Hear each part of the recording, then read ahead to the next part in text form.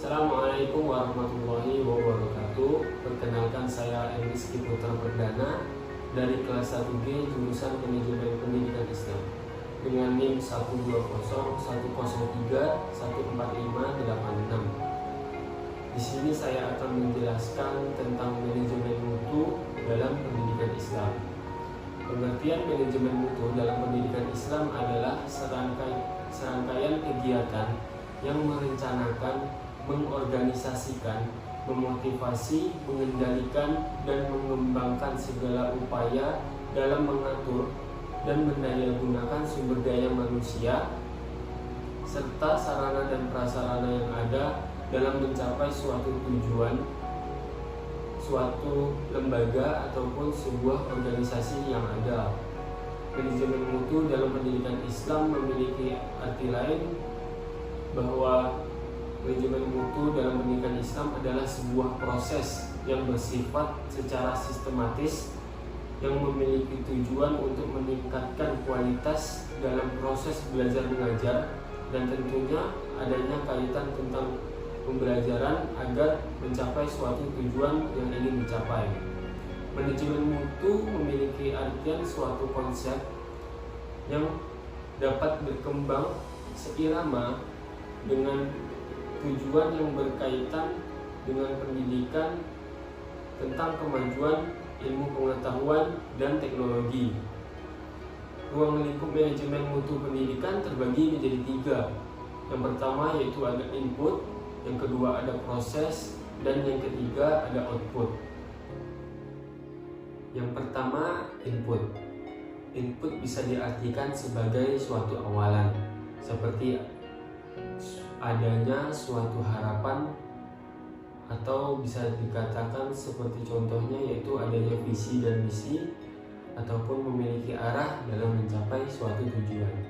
Dalam input juga memiliki beberapa aspek, diantaranya yang pertama adalah kebijakan mutu dalam suatu pendidikan. Yang kedua, tersedianya sumber daya yang siap digunakan. Kemudian memiliki harapan dalam berprestasi. Kemudian yang terakhir adanya fokus terhadap peserta didik. Yang kedua yaitu proses. Proses juga memiliki beberapa aspek. Di antaranya yang pertama yaitu efektivitas proses dalam belajar mengajar. Kemudian adanya kepemimpinan yang kuat. Kemudian sekolah memiliki budaya mutu. Kemudian sekolah memiliki kewenangan, sekolah memiliki kemauan, dan sekolah memiliki teamwork yang baik ataupun yang hebat. Kemudian ada juga adanya partisipasi dari masyarakat sekitar, dan yang terakhir yaitu adanya evaluasi dalam suatu sekolah. Yang ketiga adalah output. Output bisa dikatakan sebagai kinerja sekolah. Kinerja adalah suatu proses dalam mencapai atau meraih hasil ataupun prestasi. Dalam kinerja sekolah dapat kita lihat bahwa kinerja sekolah baik atau buruk itu dapat diukur melalui produktivitas, efektivitas, inovatif, dan moral kerja yang baik.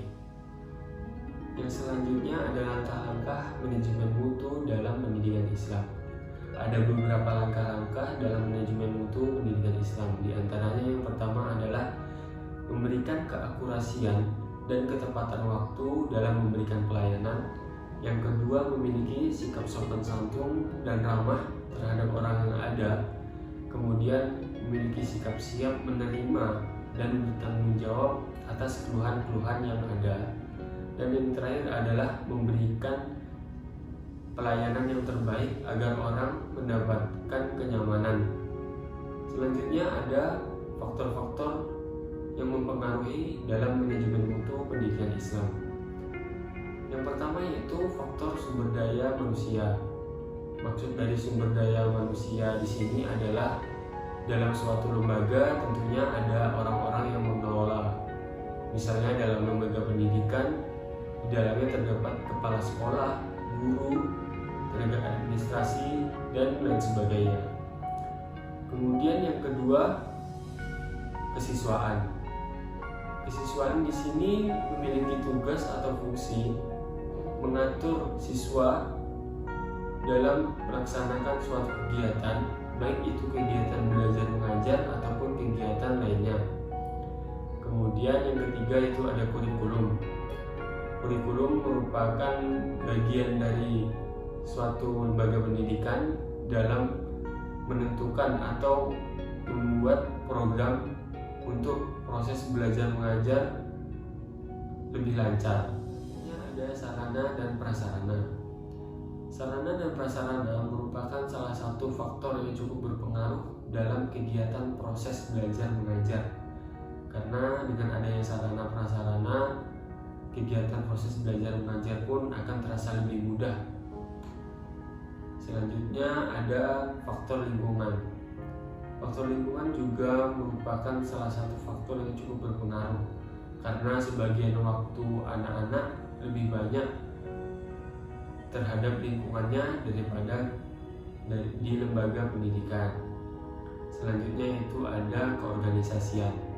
Keorganisasian ini merupakan suatu kelompok yang memberikan bantuan sehingga dapat mempermudah suatu kegiatan suatu lembaga pendidikan.